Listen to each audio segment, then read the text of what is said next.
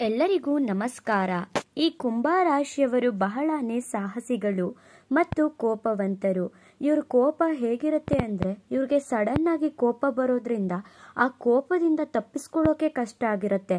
ಅಂತಹ ಕೋಪವಂತರು ಹಾಗೂ ಕೋಪಿಷ್ಠರು ಈ ಕುಂಭ ರಾಶಿಯವರು. ಆದರೆ ಈ ರಾಶಿಯವರ ಮನಸ್ಸು ತುಂಬ ಅಂದರೆ ತುಂಬಾ ಮೃದುವಾಗಿರುತ್ತೆ. ಮಗುವಿನ ಮನಸ್ಸುಳ್ಳವರು ಅಂತ ಹೇಳಿದರೆ ತಪ್ಪಾಗಲ್ಲ. ಅಷ್ಟು ಸಾಫ್ಟ್ ಆಗಿರ್ತಾರೆ ಈ ರಾಶಿಯವರು. ಇವರು ಕೋಪದಿಂದ ಯಾರಿಗಾದ್ರೂ ಏನಾದರೂ ಅಂದ್ಬಿಟ್ರೆ ಅದನ್ನು ಮನಸ್ಸಿಗೆ ಹಾಕೊಂಡು ತುಂಬ ಅಂದರೆ ತುಂಬಾ ಕೊರಗ್ತಿರ್ತಾರೆ. ಆದರೆ ಯಾವುದೇ ಕಾರಣಕ್ಕೂ ಕೂಡ ಇವರು ತಮ್ಮ ಕೋಪದಿಂದ ಮಾತಾಡಿದ್ರು ಕೂಡ ಅವರಿಗೆ ಕ್ಷಮೆ ಅನ್ನೋದನ್ನ ಯಾವುದೇ ಕಾರಣಕ್ಕೂ ಕೂಡ ಕೊಡೋದೇ ಇಲ್ಲ. ಇನ್ನು ಈ ರಾಶಿಯವರಿಗೆ ಮೋಸ ವಂಚನೆ ಅಂದರೆ ಆಗೋದೇ ಇಲ್ಲ. ಯಾರಾದರೂ ಇವ್ರಿಗೆ ಮೋಸ ಮಾಡ್ತಿದ್ದಾರೆ, ವಂಚನೆ ಮಾಡ್ತಿದ್ದಾರೆ ಅಂತ ಏನಾದರೂ ಗೊತ್ತಾದರೆ ಈ ರಾಶಿಯವರು ಅದನ್ನು ಸಹಿಸ್ಕೊಳ್ಳೋದೇ ಇಲ್ಲ. ಅಂತಹ ಕುಂಭ ರಾಶಿಯವರಿಗೆ ಅಕ್ಟೋಬರ್ ತಿಂಗಳ 2025ನೇ ವರ್ಷದ ಮಾಸ ಭವಿಷ್ಯ ಹೇಗಿರುತ್ತೆ? ಈ ಅಕ್ಟೋಬರ್ ತಿಂಗಳಲ್ಲಿ ಈ ಕುಂಭ ರಾಶಿಯವರಿಗೆ ಯಾವೆಲ್ಲ ಶುಭ ಫಲಗಳು ದೊರೆಯಲಿದೆ, ಯಾವೆಲ್ಲ ಅಶುಭ ಫಲಗಳು ಬರಲಿದೆ, ಆ ಅಶುಭ ಫಲಗಳಿಗೆ ಪರಿಹಾರಗಳೇನು ಎಂಬುದರ ಬಗ್ಗೆ ಈ ವಿಡಿಯೋದಲ್ಲಿ ನಾನು ನಿಮಗೆ ತಿಳಿಸ್ತಾ ಹೋಗ್ತೀನಿ, ಬನ್ನಿ. ಅದಕ್ಕೂ ಮುನ್ನ ನೀವೇನಾದರೂ ಕುಂಭ ರಾಶಿಯವರಾಗಿದ್ದರೆ, ದೇವರು ಮತ್ತು ಜ್ಯೋತಿಷ್ಯ ಶಾಸ್ತ್ರವನ್ನು ನಂಬುವುದಾದರೆ ಈ ವಿಡಿಯೋಗೆ ಈಗಲೇ ಒಂದು ಲೈಕ್ ಕೊಡಿ ಮತ್ತು ತಪ್ಪದೇ ನಮ್ಮ ATV ಕರ್ನಾಟಕ ಯೂಟ್ಯೂಬ್ ಚಾನಲನ್ನು ಸಬ್ಸ್ಕ್ರೈಬ್ ಮಾಡಿಕೊಳ್ಳಿ. ಹಾಗೆ ಈ ವಿಡಿಯೋನ ಎಲ್ಲ ಕುಂಭ ರಾಶಿಯವರಿಗೂ ಕೂಡ ಶೇರ್ ಮಾಡಿ. ನಿಮ್ಮ ಜೀವನದಲ್ಲಿ ಯಾವುದೇ ಸಮಸ್ಯೆ ಇದ್ದರೂ ಕೂಡ ಡಿಸ್ಪ್ಲೇ ಆಗ್ತಿರುವಂತಹ ಗುರೂಜಿ ನಂಬರ್ಗೆ ಕರೆ ಮಾಡಿ.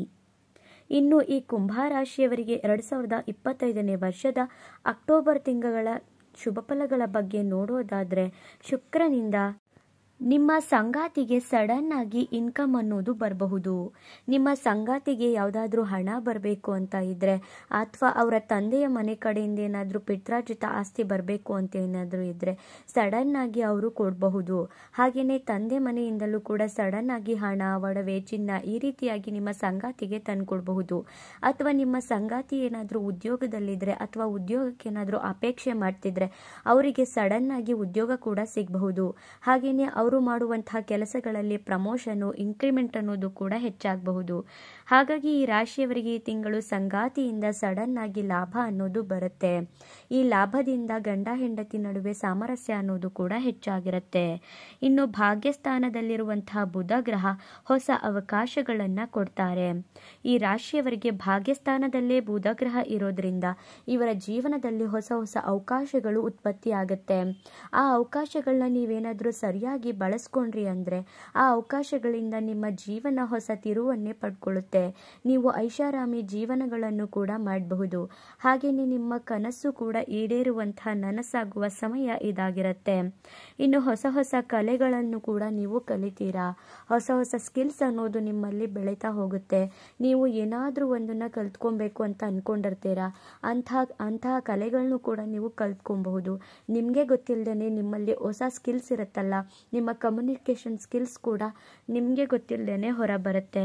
ಇನ್ನು ಈ ರಾಶಿಯವರಿಗೆ ಕುಜ ಕೂಡ ಉತ್ತಮವಾಗಿ ಭಾಗ್ಯಸ್ಥಾನದಲ್ಲಿ ಇರೋದ್ರಿಂದ ಕುಜನಿಂದಲೂ ಕೂಡ ಲಾಭ ಅನ್ನೋದು ಇದ್ದೇ ಇರುತ್ತೆ.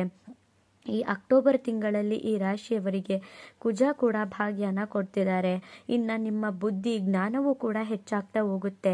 ನಿಮ್ಮ ಬುದ್ಧಿ ಜ್ಞಾನ ಹೆಚ್ಚಾಗೋದ್ರಿಂದ ಸಮಾಜದಲ್ಲಿ ನಿಮಗೆ ಹೆಸರು, ಕೀರ್ತಿ ಕೂಡ ಬರುತ್ತೆ. ಇನ್ನು ವಿವೇಚನೆಯಿಂದ ಇರ್ತೀರಾ. ನೀವು ವಿವೇಚನೆಯಿಂದನೇ ಆಲೋಚನೆ ಮಾಡ್ತೀರಾ.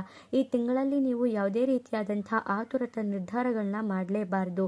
ನೀವು ಎಷ್ಟು ವಿವೇಚನೆಯಿಂದ ಇರ್ತೀರೋ ಅಷ್ಟು ನಿಮಗೆ ಯಶಸ್ಸು ಅನ್ನೋದು ಸಿಗುತ್ತೆ. ಇನ್ನು ಹಣಕಾಸಿನ ಹೊಳಹರಿವು ಅನ್ನೋದು ಈ ರಾಶಿಯವರಿಗೆ ತುಂಬ ಚೆನ್ನಾಗಿರುತ್ತೆ.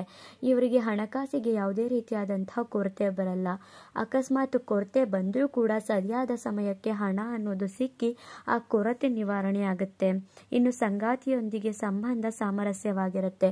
ನೀವು ತುಂಬ ದಿನಗಳಿಂದ ಗಂಡ ಹೆಂಡತಿ ನಡುವೆ ಬಹಳ ಜಗಳಗಳು, ಕಲಹಗಳು ನಡೀತಾನೆ ಇರುತ್ತೆ. ಗಂಡ ಹೆಂಡತಿ ಯಾವಾಗಲೂ ಜಗಳ ಆಡಿಕೊಂಡು ಹಾಗೆಯೇ ಮನೆಯ ವಾತಾವರಣ ಕೂಡ ತುಂಬಾ ಹದಗೆಟ್ಟಿರುತ್ತೆ. ಆದರೆ ಈ ಸಮಯದಲ್ಲಿ ಸಂಗಾತಿಯೊಂದಿಗಿನ ಸಂಬಂಧ ಚೆನ್ನಾಗಿರುತ್ತೆ. ಸಂಗಾತಿಗೆ ಹೊಸ ಹೊಸ ಇನ್ಕ್ರಿಮೆಂಟ್ ಹಾಗೆಯೇ ಹೊಸ ಹೊಸ ಇನ್ಕಮ್ ಕೂಡ ಬರ್ತಿರೋದ್ರಿಂದ ನಿಮ್ಮ ಆರ್ಥಿಕ ಹರಿವು ಕೂಡ ಚೆನ್ನಾಗಿರುತ್ತೆ. ನಿಮ್ಮ ಮನೆಯ ವಾತಾವರಣ ಕೂಡ ಸುಧಾರಿಸುತ್ತೆ. ಆರ್ಥಿಕವಾಗಿಯೂ ಕೂಡ ಈ ರಾಶಿಯವರು ಸುಧಾರಣೆ ಕಾಣ್ತಾರೆ ಅಂತಾನೆ ಹೇಳ್ಬೋದು. ಸಂಗಾತಿನೂ ದುಡಿತಿರ್ತಾರೆ, ನೀವು ದುಡಿತಿರ್ತೀರ. ಆಗ ಖಂಡಿತವಾಗಿಯೂ ಕೂಡ ನಿಮ್ಮ ಜೀವನ ಹೊಸ ರೀತಿಯಾಗಿ ನೋಡಿಕೊಂಡು ಹೋಗುತ್ತೆ. ಇನ್ನು ಇಷ್ಟೆಲ್ಲ ಶುಭ ಫಲಗಳನ್ನ ನೋಡಿದ್ದಾಯಿತು.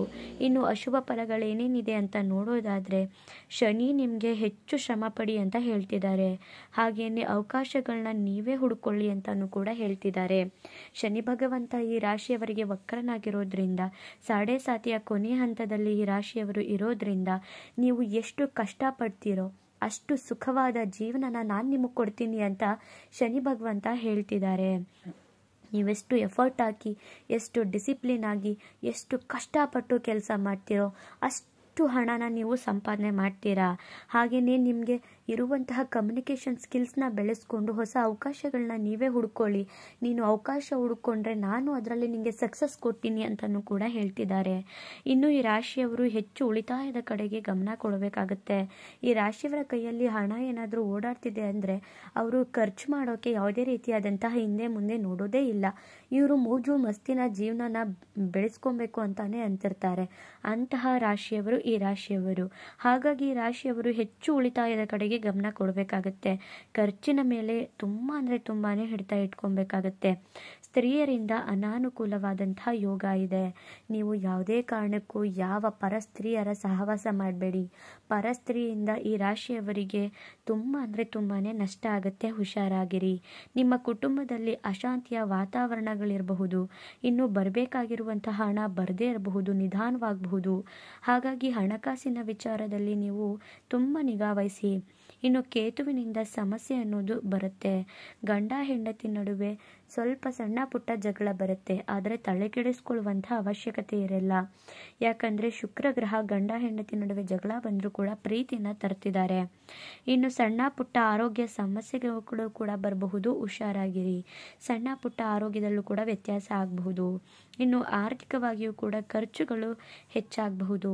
ಈ ಕಡೆ ಸಂಗಾತಿನೂ ದುಡಿತಿರ್ತಾರೆ, ನೀವು ದುಡಿತಿರ್ತೀರ. ಹಾಗಾಗಿ ನಿಮಗೆ ಆರ್ಥಿಕವಾಗಿಯೂ ಕೂಡ ಖರ್ಚು ಬರುತ್ತೆ. ನೀವು ಮೋಜು ಮಸ್ತಿ ಮಾಡಬಹುದು. ಹಾಗಾಗಿ ಹಬ್ಬಗಳೆಲ್ಲ ಬರ್ತಿರೋದ್ರಿಂದ ಹುಷಾರಾಗಿ ಖರ್ಚನ್ನು ಮಾಡಿ.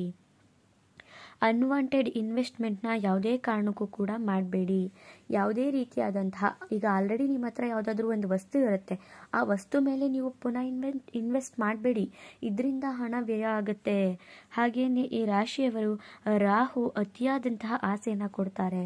ನಿಮಗೆ ರಾಹು ಗ್ರಹ ಅತಿಯಾದಂತಹ ಆಸೆ ಕೊಟ್ಬಿಟ್ಟು ಅತಿಯಾಗಿ ಆ ಆಸೆಯನ್ನು ಕಿತ್ಕೊಂಡ್ಬಿಡ್ತಾರೆ, ನಿರಾಸೆ ಮಾಡಿಬಿಡ್ತಾರೆ. ಹಾಗಾಗಿ ನೀವು ಅತಿಯಾದಂತಹ ಆಸೆನೇ ಪಡೋಕೆ ಹೋಗಬೇಡಿ. ಇನ್ನು ಪಿತ್ರಾರ್ಜಿತ ಆಸ್ತಿಯಲ್ಲೂ ಕೂಡ ತೊಂದರೆ ಇದೆ. ಪಿತ್ರಾರ್ಜಿತ ಆಸ್ತಿಗೂ ಕೂಡ ನೀವು ಹೋಗಬೇಡಿ. ಕೋರ್ಟು ಕಚೇರಿಗೆ ಅಲೆದಾಟ ಅನ್ನೋದು ಈ ರಾಶಿಯವರಿಗೆ ಹೆಚ್ಚಾಗಿರುತ್ತೆ. ಕೋರ್ಟು ಕಚೇರಿಯಲ್ಲಿ ತುಂಬ ಅಲೆದಾಟ ಆಗಬಹುದು. ತುಂಬ ಹುಷಾರಾಗಿರಿ. ಇನ್ನು ಏನೇನು ಪರಿಹಾರಗಳನ್ನ ಮಾಡ್ಕೊಬೇಕು ಅಂತ ನೋಡೋದಾದರೆ, ಗಣೇಶನ ಆರಾಧನೆ ಮಾಡ್ಕೊಳ್ಳಿ. ಸಂಕಷ್ಟಹರ ಚತುರ್ದಶಿನ ಆಚರಣೆ ಮಾಡ್ಕೊಳ್ಳಿ. ಆಗ ಕೇತು ಶಾಂತಿ ಆಗ್ತಾರೆ. ಅರ್ಧನಾರೀಶ್ವರನ ಸ್ತೋತ್ರ ಪಠನೆ ಮಾಡಿ. ಗಂಡ ಹೆಂಡತಿ ನಡುವೆ ಜಗಳ ಬರ್ತಿದೆ ಅಂದರೆ ಅರ್ಧನಾರೀಶ್ವರನ ಸ್ತೋತ್ರ ಪಠನೆ ಮಾಡ್ಕೊಳ್ಳಿ. ಶನಿಯ ಸ್ತೋತ್ರನ ಪಠನೆ ಮಾಡ್ಕೊಳ್ಳಿ. ಶನಿಯ ಆರಾಧನೆ ಮಾಡಿ. ದುರ್ಗಾದೇವಿಯ ಮಂತ್ರನ ಪಠಿಸಿ.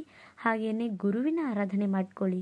ನೀವು ಇಷ್ಟನ್ನು ಮಾಡ್ಕೊಂಡು ಬಂದರೆ ನಿಮಗಿರುವಂತಹ ಶುಭ ಫಲಗಳು ಕಡಿಮೆ ಆಗುತ್ತೆ, ಶುಭ ಫಲಗಳೇ ಹೆಚ್ಚಾಗುತ್ತೆ. ನೋಡಿದ್ರಲ್ಲ ಈ ಕುಂಭರಾಶಿಯವರಿಗೆ ಅಕ್ಟೋಬರ್ ತಿಂಗಳಲ್ಲಿ ಹೇಗಿದೆ ಅಂತ. ನಿಮ್ಮದು ಕೂಡ ಕುಂಭರಾಶಿನ? ಹಾಗಿದ್ರೆ ತಪ್ಪದೇ ಈಗಲೇ ಓಂ ಶನೇಶ್ವರಾಯ ಅಂತ ಕಮೆಂಟ್ ಮಾಡಿ. ಮುಂದಿನ ಹೊಸ ವಿಡಿಯೋದಲ್ಲಿ ಸಿಗ್ತೀನಿ. ಅಲ್ಲಿವರೆಗೂ ನೋಡ್ತಾ ಇರಿ ನಮ್ಮ ಚಾನಲ್. ಧನ್ಯವಾದಗಳು.